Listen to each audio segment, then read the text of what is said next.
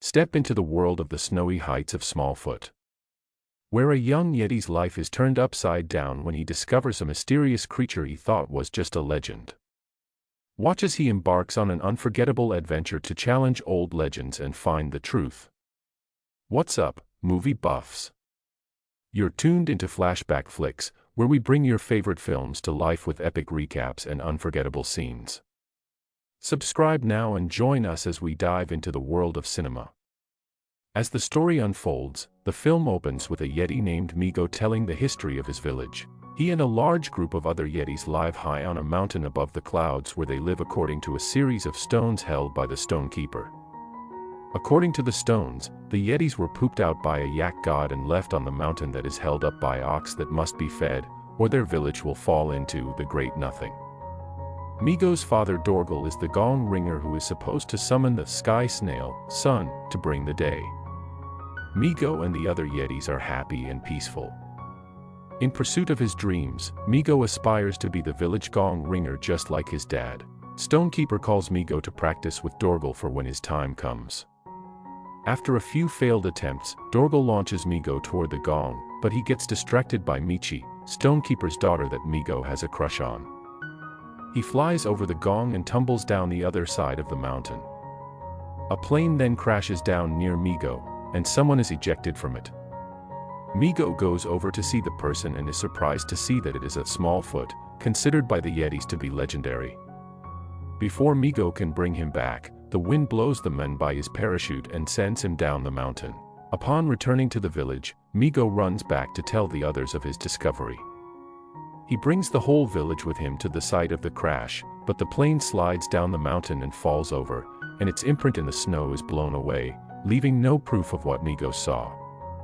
Because there isn't a stone to prove that the Smallfoots are real, Stonekeeper accuses Migo of saying that the stones are wrong. Migo admits to disagreeing with the stones, so Stonekeeper banishes him from the village. As Migo walks through the foggy snow, he is found by the Yetis Gwangi, Koka, and Fleem. They are part of the SES, Smallfoot Evidentiary Society, and because of Migo's claim, they take him to their leader, who turns out to be Michi.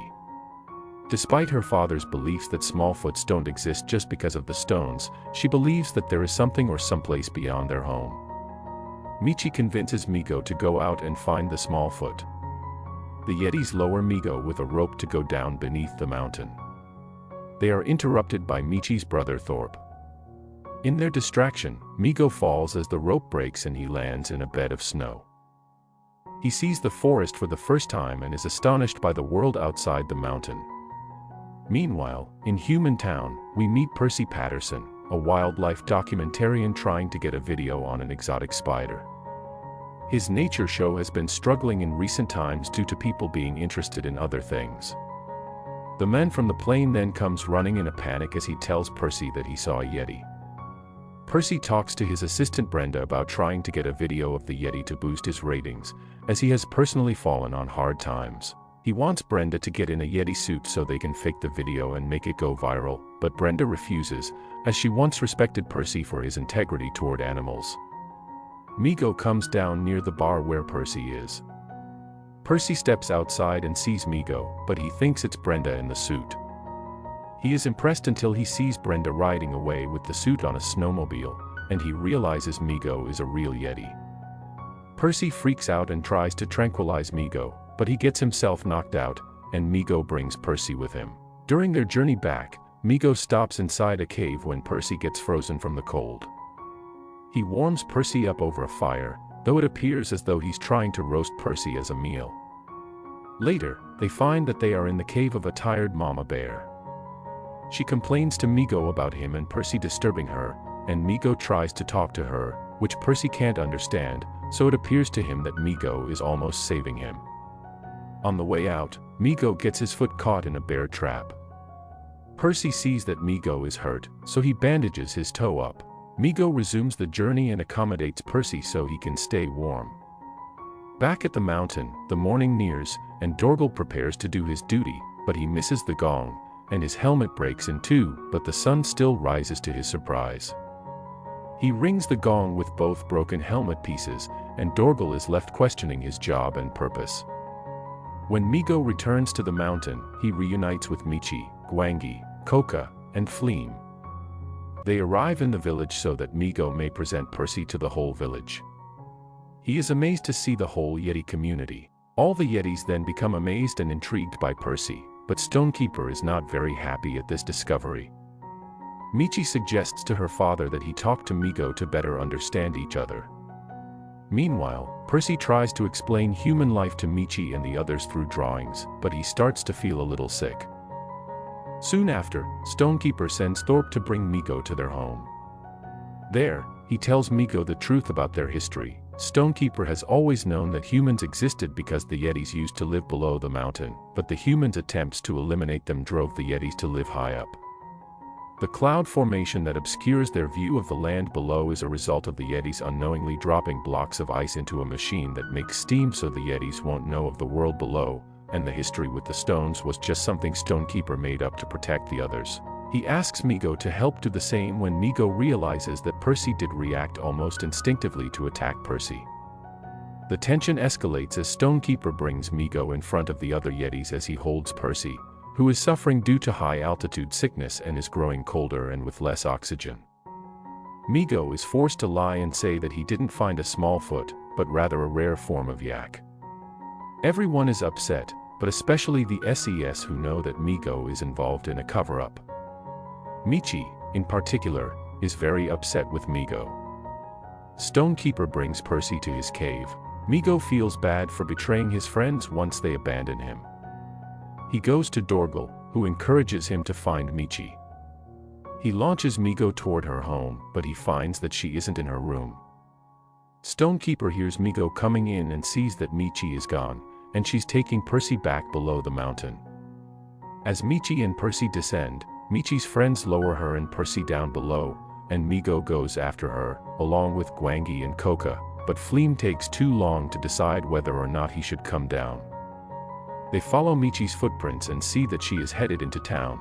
She leaves Percy somewhere warm, but she becomes distracted by the town's views, and the humans spot her and become afraid of her. Percy and Brenda find each other, and she tells him that the video he sent her from his time in the cave with Migo has gone viral. The police arrive and try to capture Michi, but Migo and the others save her and they hide out in a Yeti museum, where they find that the humans think they are monsters. The Yetis try to run back up to the mountain but are chased by a SWAT helicopter. Stonekeeper shows up and throws all of his stones to take the helicopter down, but not hurt those inside. Migo asks them to leave so he can lead the humans away, ensuring that the humans don't follow them back to their home. Migo comes across Percy, who reluctantly shoots a tranquilizer dart at him. It then appears as though Migo has stumbled toward the police, and that they have shot him, but it's really Percy in the Yeti suit to create a distraction, but now everyone thinks that he faked the Yeti video. He and Brenda reconcile, but Percy is arrested for creating a disturbance and destruction of property. Percy then deletes all the pictures and videos he took with the Yetis to protect their existence. Finally, Migo and his friends go back up the mountain after they realize Percy saved Migo, and only then does Fleem come down when it's too late. With Stonekeeper's help, Migo speaks to the village again, and shows them why they had to hide and why the Stonekeeper made the stories, just to protect them. And saying that while the humans may seem terrified of them, and vice versa, the Yetis should still give them a chance. Stonekeeper helps Migo stop the steam machine so that the Yetis can finally see the land below them. In the end, the Yetis make their way toward the town. The humans gather, once again nervous and a bit panicked, but Percy, alongside Brenda, steps through the police blockade, determined to prove that the Yetis are not a threat. The townspeople, initially nervous, gradually warm to the Yetis as they witness the genuine, peaceful interactions between them. In a heartfelt conclusion, both communities began to bridge their differences. The Yetis and humans come together in a spirit of friendship. The mountain, once a barrier, becomes a symbol of unity.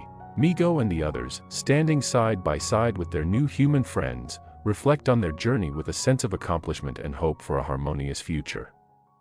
If you enjoyed this recap, be sure to like, subscribe to Flashback Flicks, and click the notification bell so you never miss an update. Thanks for joining us, and keep the adventure alive.